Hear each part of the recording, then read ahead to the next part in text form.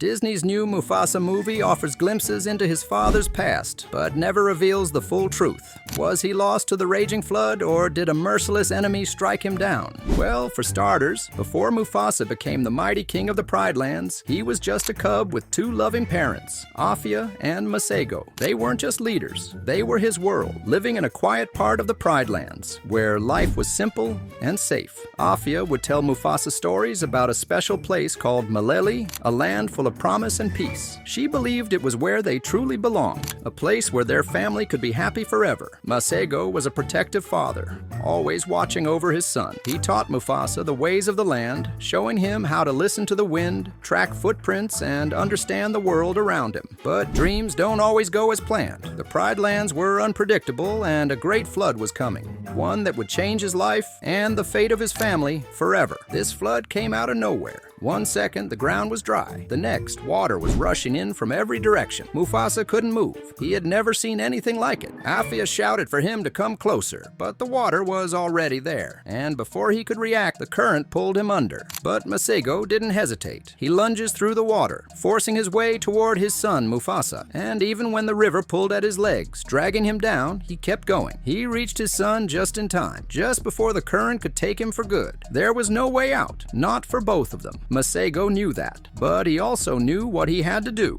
With one last burst of strength, he threw Mufasa toward a cluster of rocks. The cub hit the surface with claws, scrambling to hold on. But when he looked back, Masego was gone. Then everything got worse. An elephant crashed through the dam, and the force of the water tore Mufasa away from the rocks. He barely had time to take a breath before the river swallowed him whole. When it finally let go, he was somewhere else, alone. He didn't know how long he had been drifting. The river had carried him far from everything he knew. He had tried to hold on, to fight back, but the water was stronger. Eventually, it spat him out onto the muddy banks of an unfamiliar land. He was cold, weak, and alone. And on top of that, a crocodile had its eyes locked onto him. Mufasa barely had the strength to move. But just when it seemed like the end, a young lion cub saved his life, Taka. Taka led Mufasa back to his father's pride. At first, they didn't trust the outsider. A stray cub washed up from who knows where wasn't their problem. But Taka's mother, Ishi, saw something in him. She took him in, raised him, and taught him everything he needed to know. Hunting, fighting, survival. But even in this new home, tragedy followed. They traveled for days, pushing through hunger, exhaustion, and danger. Finally, after what felt like a lifetime, they reached Maleli. And standing there, waiting for him, was his mother. Mufasa had spent years believing she was gone. But there she was, real, alive, and safe. For a moment, nothing else mattered. Then she told him the truth. His father never made it to Maleli. Mufasa had clung to the hope that somehow, some way, Masego had survived. But the flood had taken him. The current was too strong, the river too powerful. He had used the last of his strength to save Mufasa, and in doing so, he had sealed his own fate. But according to his mother, Masego wasn't just gone. He lived inside Mufasa. His courage, his strength, his love, those things didn't disappear. And years later, Mufasa would prove it. He made the same choice his father did, to put his son before himself, to sacrifice everything for the one he loved most. Anyhow, that's not the story about how Mufasa died. In my opinion, Masego was strong. He was a fighter. He had spent his life protecting his family, guiding them, and ensuring they were safe.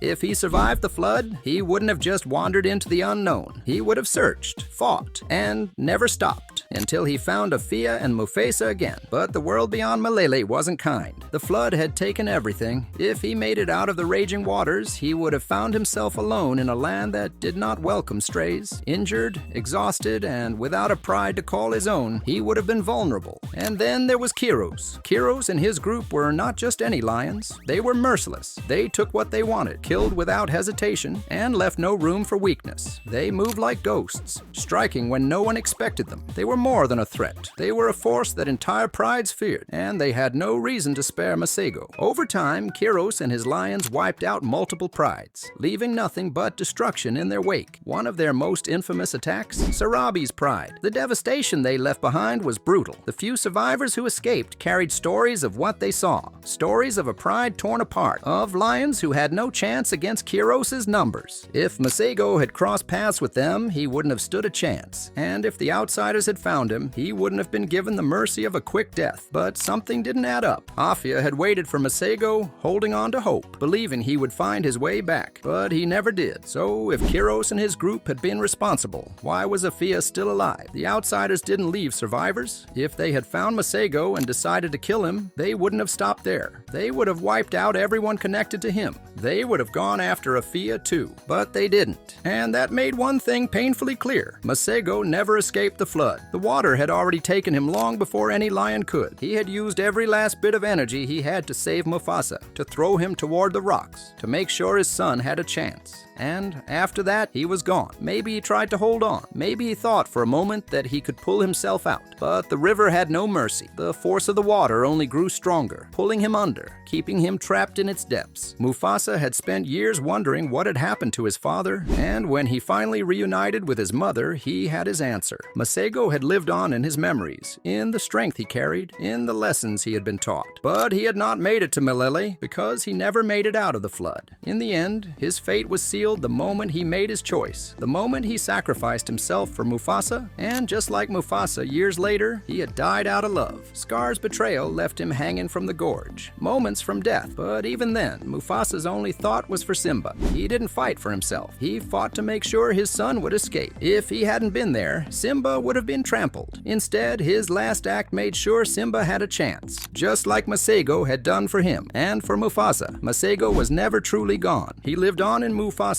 in his strength, in his heart, in the lessons he had passed down, just as Mufasa would live on in Simba. That day, Mufasa proved himself in battle. He led the lions of Malele to victory, and they saw him for what he was, a leader, a king, the one who would restore their pride. And by his side was Sarabi, the lioness who would rule with him. But not everyone shared in the celebration. Taka, his brother, the one he had once trusted, was the one who had an alliance with outsiders. Even though Taka had saved Mufasa's life when Kiros nearly struck him down, it didn't erase what he had done. Mufasa couldn't bring himself to call him by his name anymore. From that moment on, Taka was Scar, a reminder of his betrayal. But was it really Scar's fault? Hearing the story of Mufasa and his father, it was easy to see how deeply the past shaped the future. Mufasa had become the lion he was because of his father's sacrifice. But what about Scar? What had shaped him into the lion he became? Maybe his story wasn't so different after all. Anyways, Masego sacrificed to find Mufasa's path. Whether the flood claimed him or the outsider struck him down, his actions ensured his son's survival. And in time, Mufasa did the same for Simba, because true kings don't just rule, they protect, they teach, and they leave behind something greater than themselves. Masego's strength lives on in Mufasa, just as Mufasa's spirit lives on in Simba. Legends never fade. They are carried forward by those they save. But what really happened to Mufasa's father? Did the flood take him? Or did Kiros finish the job? Or was there an even darker fate waiting for him? Let me know what you think in the comments. And if you don't want to miss the next untold story from the Pride Lands, make sure to hit that notification bell. See you next time.